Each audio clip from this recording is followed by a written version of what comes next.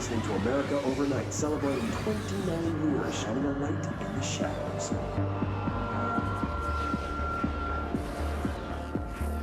Thank you for staying with us. Here's our first call. What I'm about to tell you, if they found out, I don't know what would happen. If who found out, brother?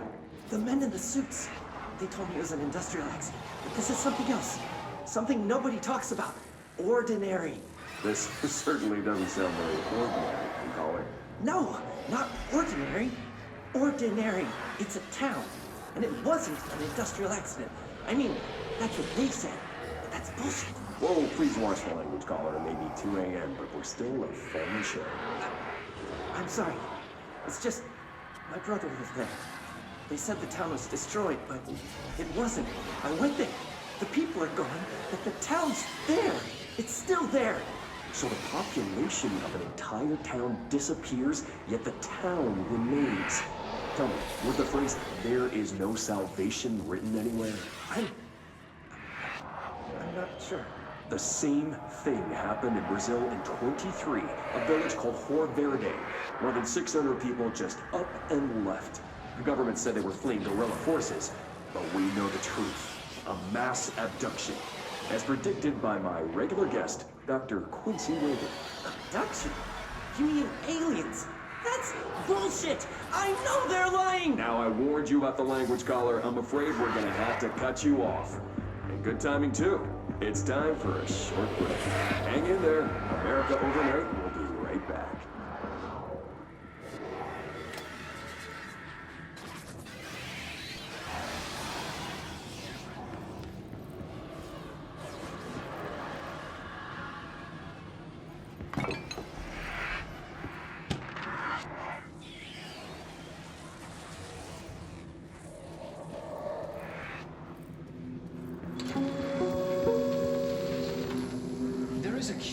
Correlation with the yet unknowable forces intruding upon our world in the form of altered world events.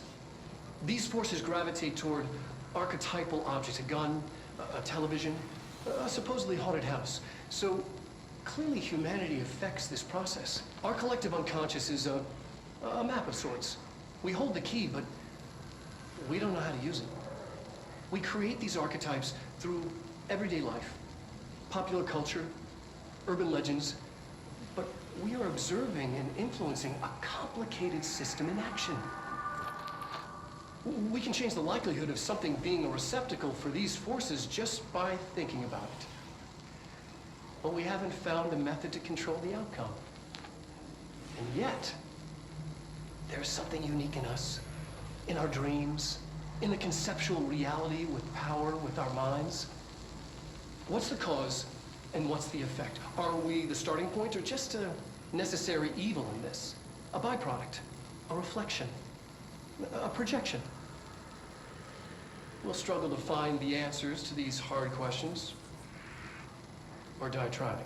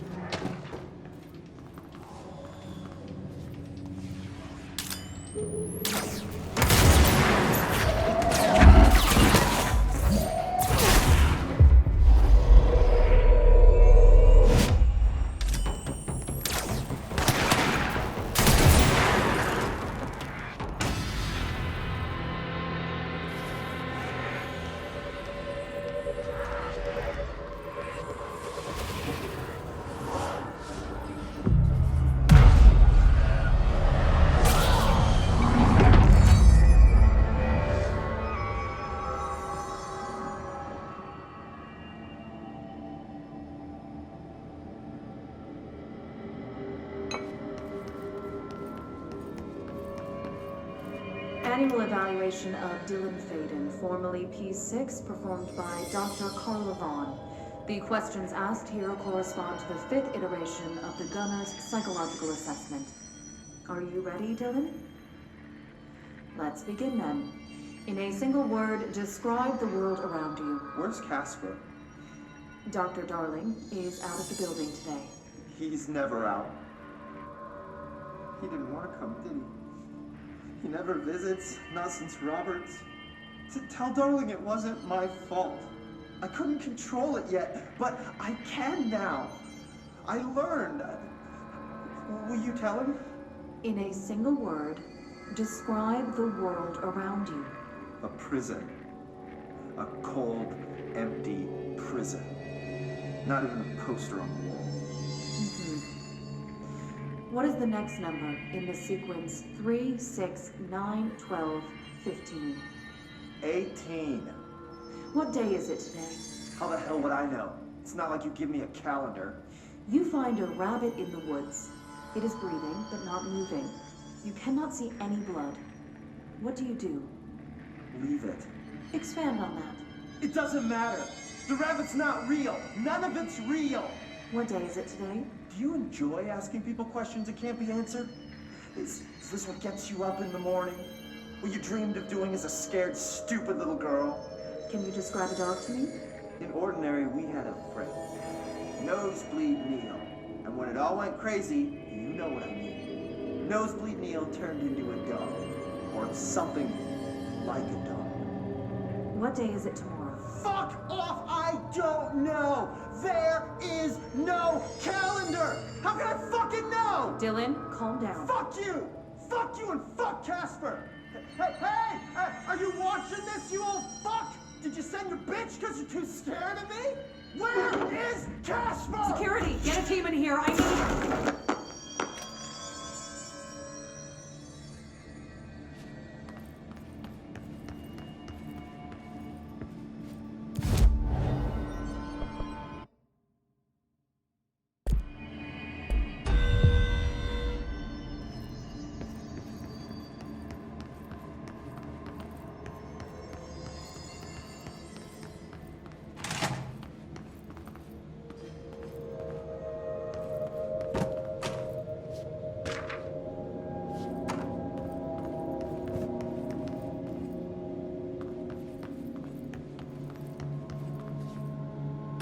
See what they have on Ordinary.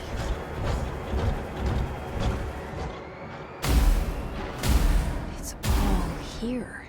Our home, our school, the woods, the dump.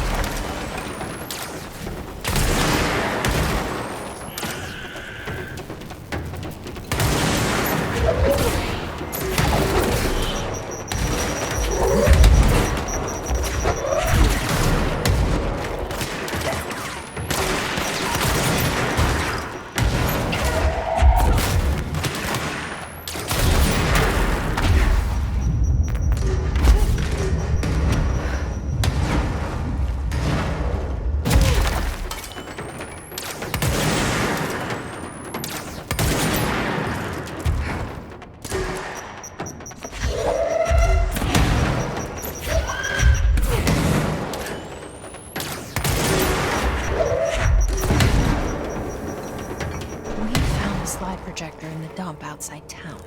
Did they recreate that too? Is that where they keep it?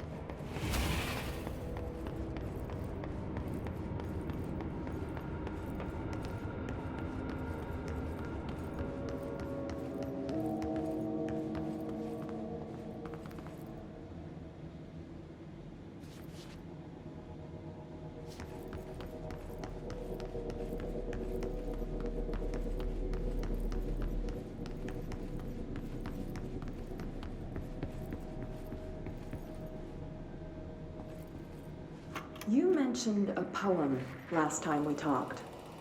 By Thomas Zane? Yes. Beyond the shadow you settle for, there's a miracle illuminated. I looked the poem up. Only I couldn't find any poet by that name. I did find a European filmmaker who moved here in the 60s, named Thomas Zane. What? I don't... No matter. It suits you very well, the poem. How you see things. Maybe you wrote it yourself? I didn't. No matter. You've said a few times that you feel like there's a piece of you missing. Can we talk about that? Okay. Yeah, it's this... I feel an emptiness, a yearning for something that I think I lost. It's natural for you to feel that way. Your brother and your parents are dead. No. No. Dylan's not dead. And that's not even it. You're referring to the imaginary friend from your childhood? Polaris. She's come back. After a long time, she's calling me. In a dream I saw, she showed me things. Jesse. It felt more real than anything. As real as what happened in Ordinary. The industrial accident in your hometown? That you believe Polaris caused? No, it wasn't an accident. There was no industrial accident, and Polaris didn't cause it. She saved me and Dylan. Jesse... No! It was a cover-up. The government knows about it. There were agents there. Agents from... I don't know exactly, but they took Dylan. I'll find them. I won't stop looking. Polaris wants me to go to New York. There's a building there. I have to leave soon. I have to be there at a very specific time. Something hugely important is going to happen. Jesse, you know we can't let you go until you're well.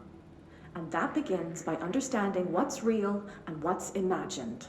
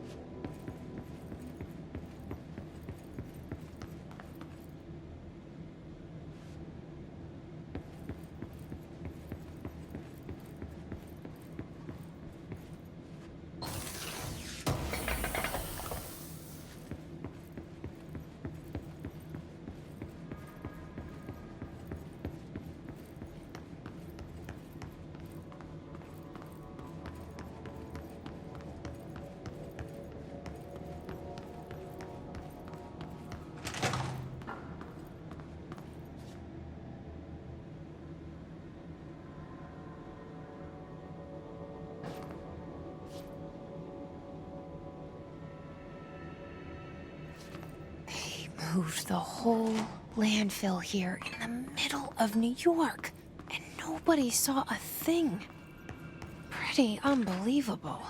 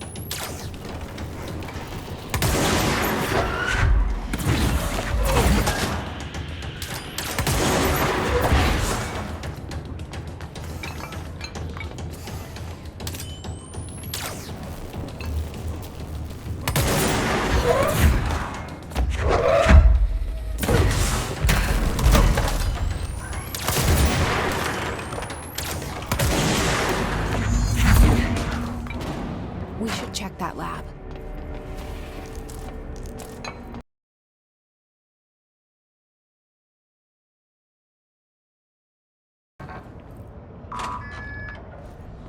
Excuse me?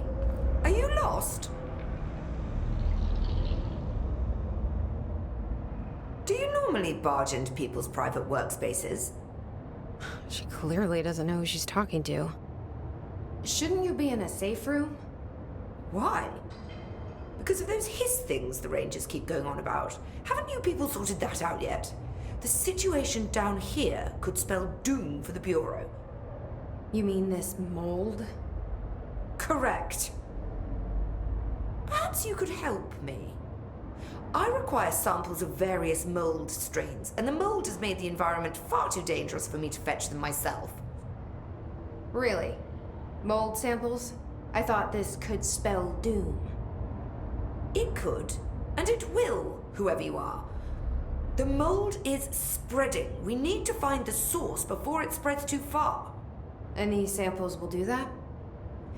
No. Samples of 5 unique strains, when blended properly, will allow you to travel deeper into the pit where I've pinpointed the approximate location of the source of the mold. Okay. So what do these samples look like? Similar to the one on my table there. I've made a list of the samples I need. Here. You'll find them throughout the threshold.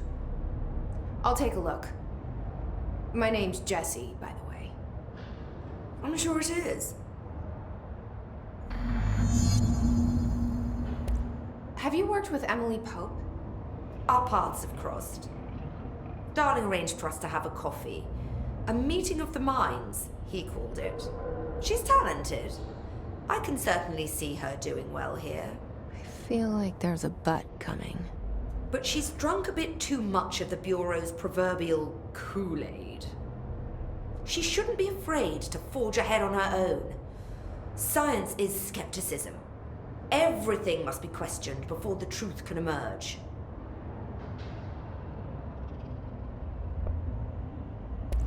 So is Darling your boss?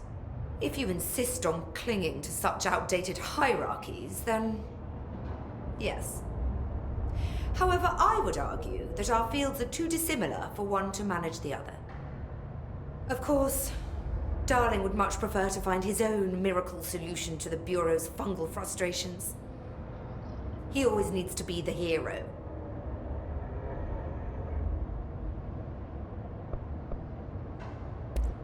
So tell me again how you came to work at the Bureau?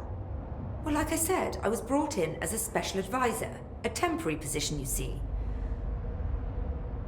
Although that's not the whole truth. I was employed here for a time, straight out of university. After a decade of admittedly fascinating work in threshold research and regulation, I began to chafe under the bureaucracy. I needed a change. Not that academia was so different.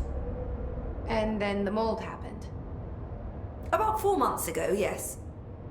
Since my departure from the Bureau, they hadn't been able to find my equal in threshold analysis. Darling and I had kept in touch over the years, meeting at conferences and the like. He called me, and I booked a flight. I've never been able to say no to a man with a dangerous alien biosphere. I had to leave my post in the middle of term, but so be it. So she's a professor. That explains a lot.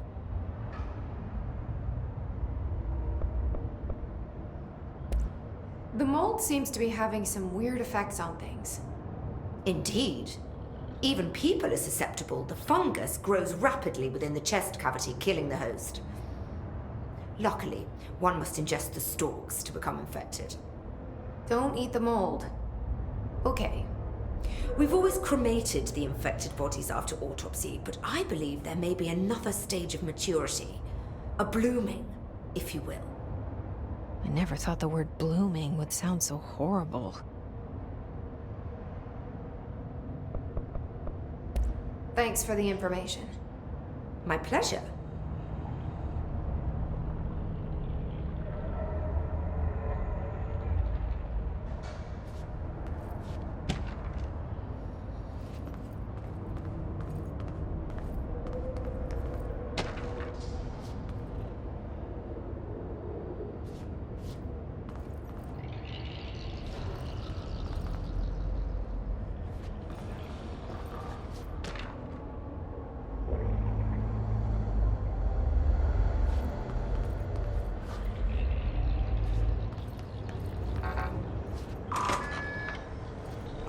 to more important things. Need something?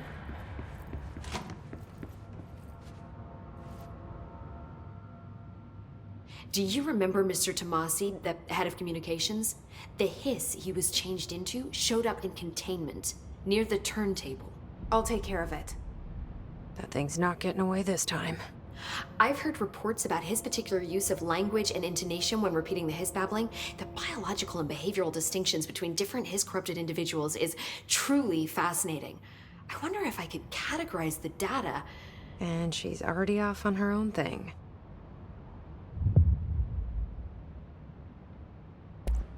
I've been seeing these Darling presentations all over. Seems like he enjoys the limelight. So you noticed, huh? When he recruited me out of college, he actually came to visit. He interrupted my physics course by shouting, not quite, Professor, and then marching down to the front of the class where he proceeded to berate the very idea of laws of thermodynamics. Hey, he's been a showboat all his life. Darling visited you in college? Yeah, he read a paper I'd published, came to recruit me for the Bureau. I accepted and then spent years waiting for access to the confidential research that Darling promised me. And whenever I ask about my access level, he just mumbles that it's temporarily postponed and then changes the subject to the effect of entropy on luck. I wonder who else Darling hid his work from. Marshall? Trench?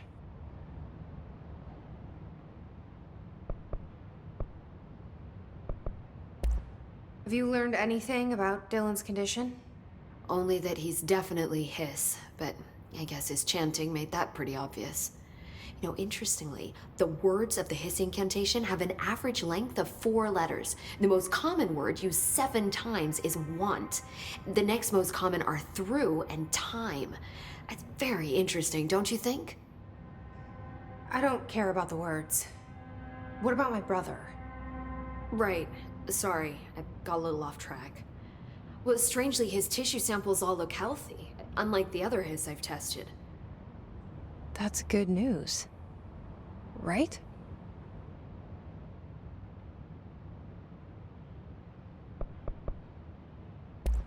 I should get going. Don't let me hold you up.